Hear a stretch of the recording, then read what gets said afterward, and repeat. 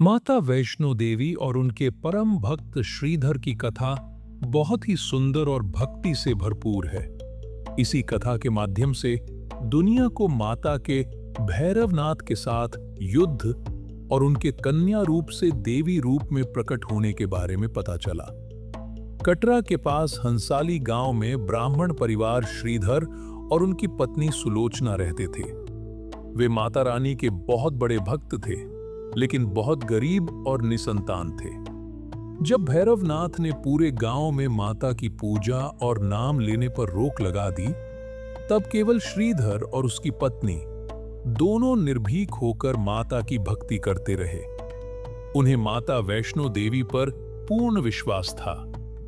एक बार उन्होंने संतान प्राप्ति के लिए 9 कन्याओं का भोज व माता की पूजा का आयोजन रखा, परंतु भैरवनाथ ने अपने तंत्र मंत्र से वह पूजन पूर्ण नहीं होने दिया।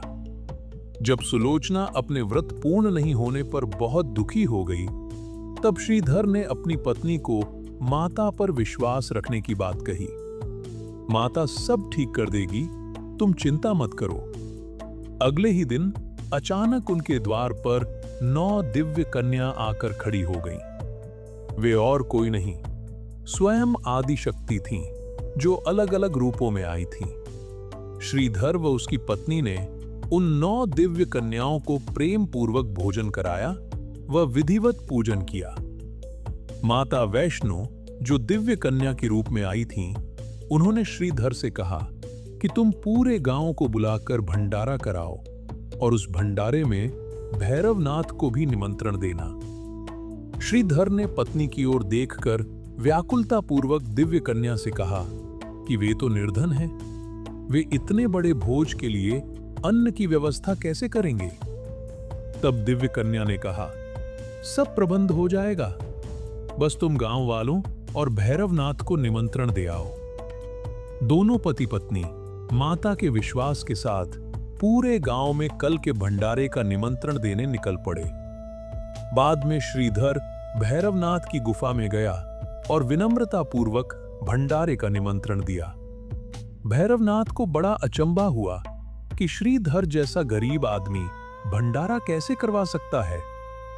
भैरवनाथ ने कहा, हमारे साथ और साधु भी आएंगे, सभी को भोजन कराना होगा। श्रीधर ने हाथ जोड़कर कहा, अवश्य साधु महाराज, और चला गया। अगले दिन वह चमत्कारी भंडारा शुरू होने आया। गांव वाले धीरे धीरे आना शुरू हो गए। थोड़ी देर में पूरा गांव आ पहुंचा। श्रीधर की बेचैनी बढ़ने लगी कि कब वह दिव्य कन्या आएगी। गांव के तो सारे लोग आ गए। थोड़ी देर में भैरवनाथ भी अपने शिष्यों के साथ आ गया। माता का चमत्कार हुआ।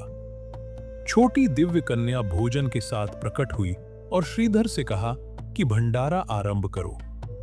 सभी गांव वाले भोज का आनंद लेने लगे, और जब भैरवनाथ की बारी आई तो उसने तामसिक भोजन की मांग की। कन्या ने विनम्रता से मना कर दिया और कहा कि यह एक ब्राह्मण का घर है, यहां केवल सात्विक भोजन मिलेगा। भैरवनाथ ने उस कन्या की शक्ति को पहचान लिया और उन्हें पकड़ने की कोशिश की। दिव्य कन्या अदृश्य हो गई और त्रिकुटा पर्वत की ओर प्रस्थान करने लगी। भैरव से बचने के लिए माता पवन का रूप धारण कर त्रिकुटा पर्वत की ओर बढ़ने लगी। भैरव भी उनके पीछे पीछे बहुत दूर तक आया।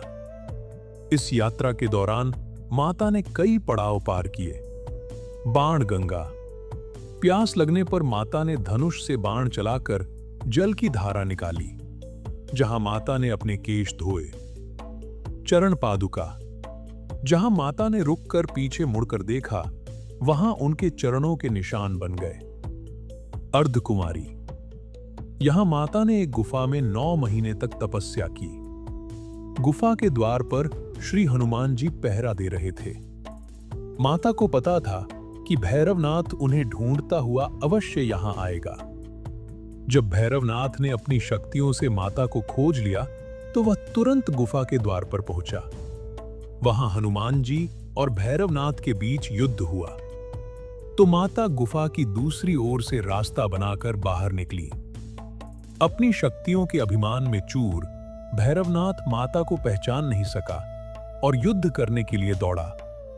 अंत में माता ने अपना असली रूप धारण किया और एक गुफा, जिसे अब मुख्य भवन कहा जाता है, में प्रवेश किया। जब भैरवनाथ ने वहां भी हमला करना चाहा, तो माता ने महाकाली का रूप धरकर उसका सिर धड़ से अलग कर दिया। भैरव का सिर कटकर दूर घाटी में गिरा। मरते समय भैरव को अपनी गलती का एहसास हुआ और उसने क्षमा माता कहकर माफी मांगी। माता वैष्णो देवी ने उसे माफ किया व दयालु माता ने उसे आशीर्वाद दिया कि मेरे दर्शन तभी पूरे माने जाएंगे जब भक्त मेरे बाद तुम्हारे भैरव मंदिर के दर्शन करेंगे। इधर श्रीधर व्याकुल होकर माता को ढूंढ रहे थे। माता ने उन्हें सपने में दर्शन दिए और उस पवित्र गुफा का मार्ग बताया।